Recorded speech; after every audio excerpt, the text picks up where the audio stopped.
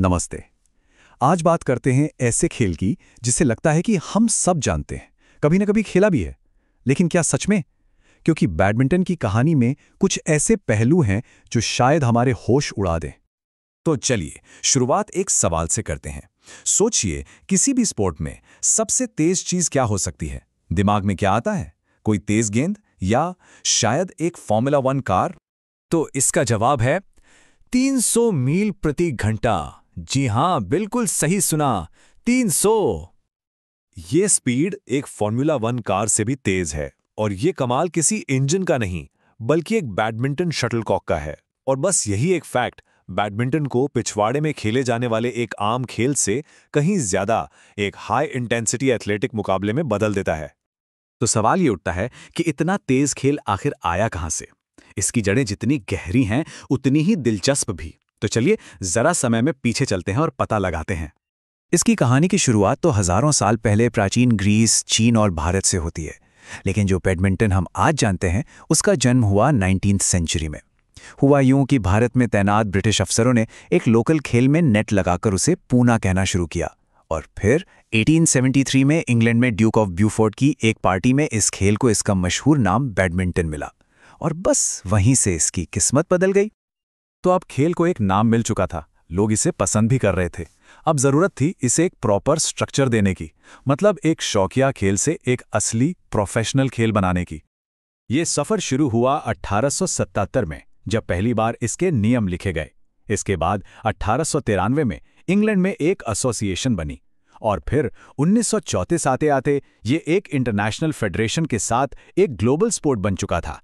इन्हीं वजहों से इसे दुनिया भर में एक असली पहचान मिली। लेकिन एक मजेदार बात बताऊं, उस जमाने का बैडमिंटन आज के खेल से इतना अलग था कि शायद हम उसे पहचान भी नहीं पाते। नियमों से लेकर रैकेट तक और खेलने के तरीके, सब कुछ बदल चुका है। जमीन आसमान का फर्क है। सबसे बड़े बदलावों में से एक था स्कोरिंग सिस्टम, जो 2006 में बदला। देखिए, पुराना सिस्टम काफी धीमा था क्योंकि पॉइंट सिर्फ सर्व करने वाला ही ले सकता था। लेकिन नए रैली पॉइंट सिस्टम ने सब कुछ बदल दिया। अब हर रैली पर कोई भी पॉइंट स्कोर कर सकता है। इससे क्या हुआ? मैच तेज हो गए, ज्यादा रोमांचक और टीवी के लिए एकदम परफेक्ट। और सिर्फ नियम ही क्यों, टेक्नोलॉजी ने भी खेल को बदल दिया। जरा सोचिए, कहां वो पुराने भारी लकड़ी के रैकेट और कहां आज के ultra light weight carbon fibre racket. इस एक बदलाव ने खिलाड़ियों को जबरदस्त पावर और कंट्रोल दे दिया है। और बात सिर्फ रैकेट पर खत्म नहीं होती, शटलकॉक भी बेहतर हुए हैं, ज्यादा सटीक। खिलाड़ियों का फुटवर्क, जो पहले इतना अहम नहीं था, अब एक कला बन चुका है। और फिर 70 के दशक में आया जंप स्मैश। इस एक शॉट ने तो अटैक करने का पूरा तरीका ही बदल कर रख दिया। तो ये सारा विकास, ये बढ़ती लोकप्रियता, ये सब मिलकर बैडमिंटन को आखिरकार उस मंजिल तक ले आए जिसका सपना हर खेल देखता है। जी हां, दुनिया का सबसे बड़ा मंच, ओलंपिक्स।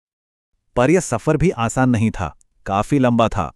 1972 में म्यूनिक में इसे एक डेमो स्पोर्ट के तौर पर दिखाया गया, फिर लंबा इंतजार, और आखिरकार 1992 में बार्सिलोना में इसे एक फुल मेडल ओलंपिक खेल का दर्जा मिला। और जानते हैं, उस डेब्यू को दुनिया भर में 1.1 बिलियन लोगों ने देखा। यह बैडमिंटन के लिए एक ऐतिहासिक पल था। और ओलंपिक में आने के बाद से ही एक चीज बिल्कुल साफ हो गई कि इस खेल पर एक खास रीजन का दबदबा है, एक ऐसा दबदबा जो आज तक कायम है। और जब हम कहते हैं दबदबा, तो ये कोई छोटी मोटी बात नहीं है। आंकड़े देखिए, ओलंपिक बैडमिंटन के 86% मेडल्स, 86% अकेले एशियाई देशों ने जीते हैं। यह दिखाता है कि इस खेल पर उनकी पकड़ कितनी मजबूत है। लेकिन हां, इस कहानी में एक अपवाद भी है। एक ऐसा खिलाड़ी जो इस एशियाई किले को भेदने में कामयाब रहा और इतिहास बना गया। बैडमिंटन की असली खूबसूरती सिर्फ इसकी स्पीड या इतिहास में नहीं है, बल्कि इसकी कॉम्प्लेक्सिटी में है। इसे सही मायने में समझने के लिए हमें यह जानना होगा कि ये असल में एक नहीं, बल्कि दो अलग अलग खेल हैं जो बस एक ही कोर्ट पर खेले जाते हैं। इसे ऐसे समझिए, सिंगल्स एक मैराथन जैसा है। इसमें एंड्योरेंस, पेशेंस और अकेले ही पूरी स्ट्रैटेजी बनाने का टेस्ट होता है।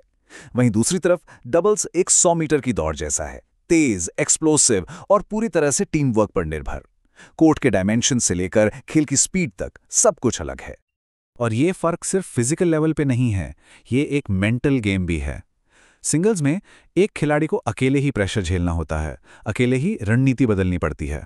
लेकिन डबल्स में सब कुछ कम्युनिकेशन, आपसी समझ और पार्टनर्स के बीच के उस गहरे कनेक्शन पर टिका होता है। तो आखिर में एक सवाल पर आके रुकते हैं। जैसे जैसे टेक्नोलॉजी रैकेट को और हल्का और शटल को और भी तेज बना रही है, तो बैडमिंटन के मानवीय पहलू का क्या होगा? क्या रणनीति, सहनशक्ति और कलात्मकता जैसी चीजें इस स्पीड के सामने टिक पाएंगी?